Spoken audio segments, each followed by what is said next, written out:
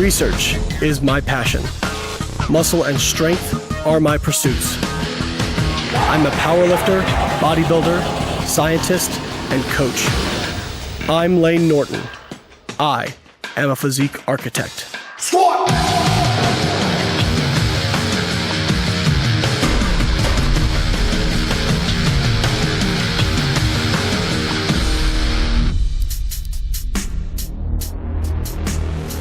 I used to be that guy going into the gym with chicken legs. Why? Because I wouldn't squat. I made up every excuse you could think of as to why I shouldn't squat. They're bad for the knees, they're bad for the back, they're hard. Well, I didn't say that out loud, but I certainly thought it. So I used every other exercise I could think of, and my legs were still tiny. One day I had an epiphany. I'm going to squat over 500 pounds for reps, and I will assume I will get big legs from that. After years and years of work, learning proper technique and programming, I did squat over 500 pounds for reps, with a top squat ever of 655 for a single, and my legs are no longer twigs, I'm happy to say. Guys, if you want big legs, there's one rule: you gotta squat. In this video, I'm gonna show you tips and techniques I've learned over the years from working with top coaches in the squat to teach you how to squat more safely and effectively using big weights. Let's get into it. Before I actually get into teaching the squat, there's one aspect of squatting I'd like to talk about that often gets overlooked, and that's equipment. Now, I'm not talking about a bar or a rack. I'm talking about things that you actually put on yourself. Now, I would never tell you that you need equipment to squat. All you need is yourself. But I'm a big fan of things that I can put on and immediately be better. Things that will make you squat more safely and efficiently. The first one is footwear. Most people wear tennis shoes, but unfortunately tennis shoes are one of the worst things you can use. The purpose of a tennis shoe is to distribute the load over your entire foot, and it's also to cushion you against impact. In a squat, you're pressing down against the earth, and physics dictate that the earth presses back up against you. If you have on a cushioned shoe, you're going to lose some of that energy transfer. It's also going to make you unstable. Many of you who squat in sneakers probably notice that you feel like your knees cave in and you're wobbly. So at minimum, you want a hard-soled shoe. Now, I am a huge fan of Olympic lifting squat shoes. The great thing about squat shoes is not only do they have a hard sole, but they also have a slightly elevated heel. This puts you in a more ergonomic position for squatting and allows you to push off your heel and midfoot better. The next piece of equipment I'd like to talk about is a weight belt. I'm not talking about your weight belts that are flimsy and Velcro. I'm talking about a buckle belt that's made of stiff leather. A good belt will give something for your abdominal core to brace against. This will protect your lower back and keep you more upright during a squat. Now, many people ask me, Lane, but if I wear a belt, my core will get less activation and it will weaken my core. That's actually not true. The research shows that wearing a belt, if anything, increases core activation for two reasons. One, wearing a belt gives you something to actively push out against, and so your abdominal wall pushes against it harder. Two, you can use more weight and thus get more core activation. One other thing about wearing a belt is most people don't wear it properly. They wear it too low. It is not meant to go around your waist. It is meant to go around where your abdominal wall is going to push out during a squat. So I prefer to wear it a little bit higher than most people wear it. As for what kind of belt, I just recommend buying a belt from a reputable company that is either 10 or 13 millimeter that's 4 inches thick. Another piece of equipment we should talk about is knee sleeves and knee wraps. I personally prefer knee sleeves for a multitude of reasons. The biggest of which is that knee wraps simply take too long to get on and off. They'll slow you down during your workout, and further, there is some evidence that placing that kind of pressure on the patella may not be optimal. Also, when I'm using weights, I like to know that I'm moving the weight, and I'm not getting a PR just simply because I wrap my knees tighter. With knee sleeves, you get a consistent pressure each time that's repeatable, and they're easy to get on and off. They still warm the knee joint and provide some level of protection. The next piece of equipment I recommend isn't really equipment, but still important nonetheless. Good chalk. Now, people might say, what the heck do you need chalk for? As we'll discuss coming up, bar position can make a huge difference, and in a low bar squat, chalk can help keep the bar on your back and keep it from rolling. So I recommend getting a good block of chalk and using that to help keep the bar in position on your back while you squat. The last piece of equipment I want to talk about is wrist wraps. For those of you who do high bar squats, wrist wraps may not be necessary. But for those that prefer a lower bar position, wrist wraps are extremely helpful. Wrist wraps will help keep your wrists straighter and prevent elbow and wrist pain from squatting in a low bar position. One mistake people make with wrist wraps is they usually wrap too low. They wrap below the wrist joint. You want to wrap above and below the wrist joint. This will provide more support for the wrist and keep it in a better position. One of the most overlooked aspects of a squat is the setup. I see so many people get under the bar and just rush right into it. You should have a consistent, pre-planned plan that you repeat every time you go to do a squat. You want to get yourself underneath the bar and in the proper bar position, whether it be low bar or high bar. You want your feet completely under the bar. Remember, your midfoot is your center of gravity. When you're ready to squat, take a large breath in, brace your abdominal wall, and unrack the bar. The easiest way to do this is to squeeze your glutes forward, and this will simply pop the bar right off the rack. I recommend against quadding the bar out of the rack. That is simply where you bend your knees and try to use your quads to take all the weight. Use your biggest and strongest muscle groups, your hips, your lower back, your hamstrings, and your quads to unrack the weight. Most of you out there are probably used to a high bar position. A high bar position is where the bar sits on top of the trapezius muscles.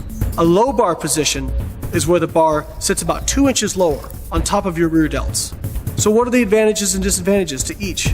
A high bar squat usually makes it easier to stay in a little bit more upright stance for some people. It also is a more comfortable position.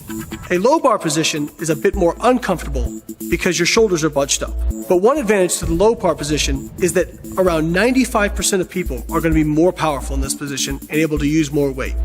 Now they will start out with a little bit more forward lean, but when they get to the lower part of the squat, they'll be able to keep more spine neutrality than people who use a high bar position.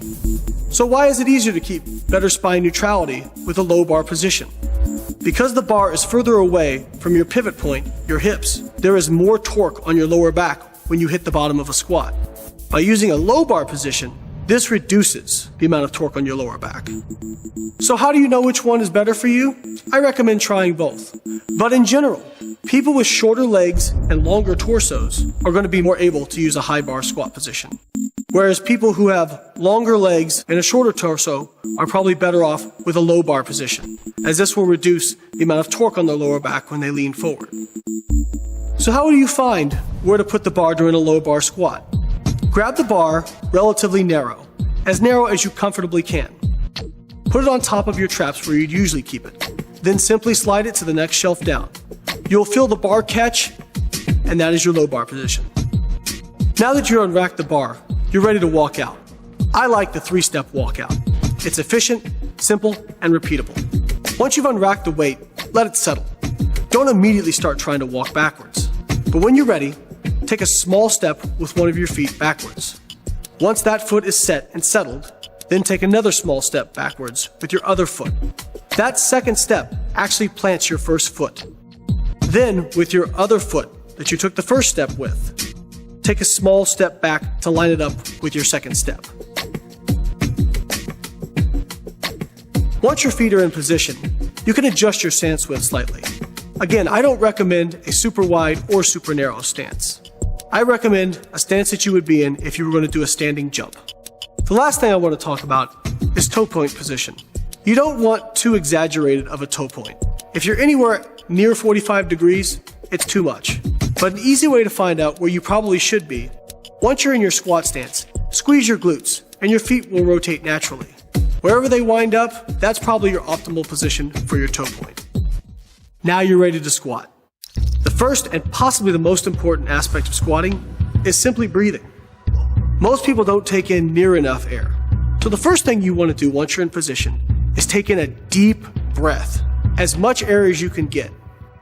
If you do not breathe deep enough, you cannot brace as hard, and thus makes it more difficult to maintain spine neutrality during a heavy squat. Now many of you have been told, breathe in on the way down on an exercise and breathe out on the way up. It's completely wrong. You can generate your most force when you're holding your breath. Now what do I mean by bracing? I'm not talking about flexing your abs. I'm talking about once you pull your air in, push out your abdominal wall as much as you possibly can. If I was going to throw a punch and hit you in the stomach, what would you do to prepare for that? You would brace. You want to do the same thing when you squat. Many people just say, just arch your lower back. But that's the wrong cue when you squat. Your abdominal wall is what stabilizes your lower back. Yes, you want your lower back neutral, but just simply arching will not be sufficient to keep it neutral. You want to make sure you're bracing. Taking in a deep breath and pushing out your abdominal wall as hard as you can will not only protect your lower back, but it will also help keep you more upright in the squat. Most people think about the squat as simply an up and down movement, but it's not. It's also back and forth. You want to start the squat with your hips. You want to start by driving your hips back and sitting down between your legs. This is the best cue I can give you. By using your hips and glutes, you're recruiting your biggest, most powerful muscle groups and joints. Once you've achieved depth, if you're braced correctly, you should start to come up on your own without even having to think about pressing. But as you start coming up, don't think about simply just pushing up. Think about also driving your hips forward and squeezing your glutes as you lock out.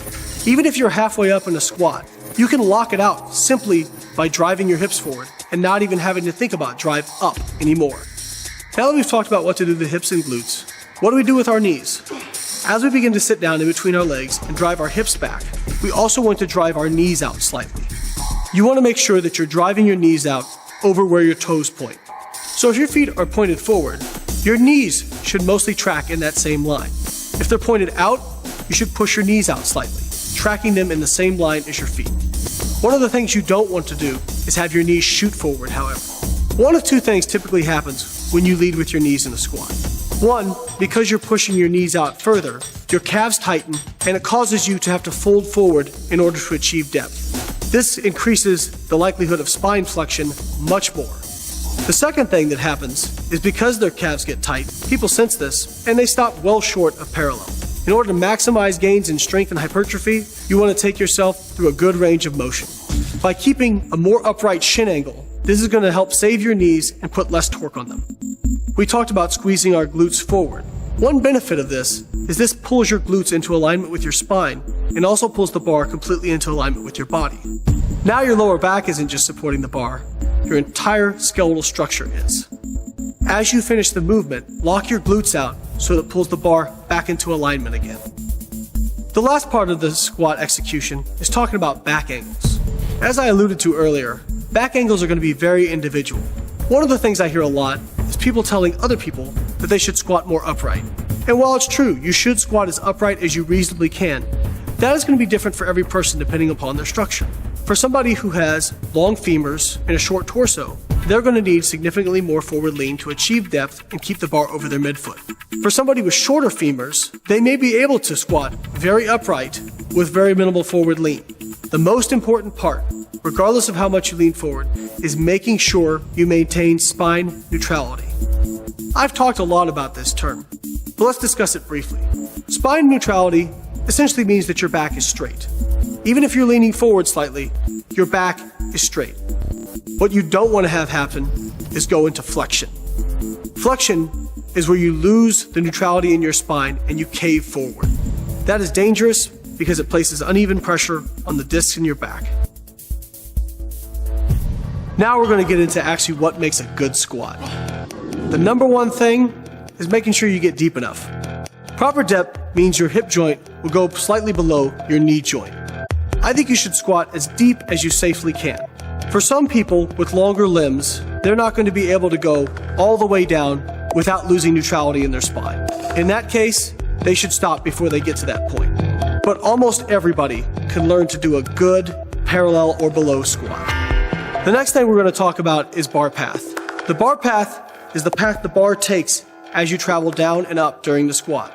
The proper bar path is going to start with the bar directly above your midfoot, and it should stay as close to the center of your midfoot as possible throughout the entire movement. That way, the bar is directly over your center of gravity, and you get the maximum force transmission from your feet to the bar. Now, even with a really good squat, you may not have a completely straight line, but the fewer deviations from straight you have, the more efficient the squat is going to be, and the easier it's going to be. This brings me to another point. I hear a lot of people say, never lean forward on a squat. And while it's true you should keep your back angle as upright as possible, this is going to be different for every person. If you have long legs, in order to keep the bar over your center of gravity and achieve proper depth, you must lean forward. Now you want to minimize that amount of forward lean, but you're going to have some. Leaning forward in and of itself is not inherently dangerous. The key is to make sure you always maintain spine neutrality. In this video, I've given you the tools you need to squat heavy, safely, and efficiently.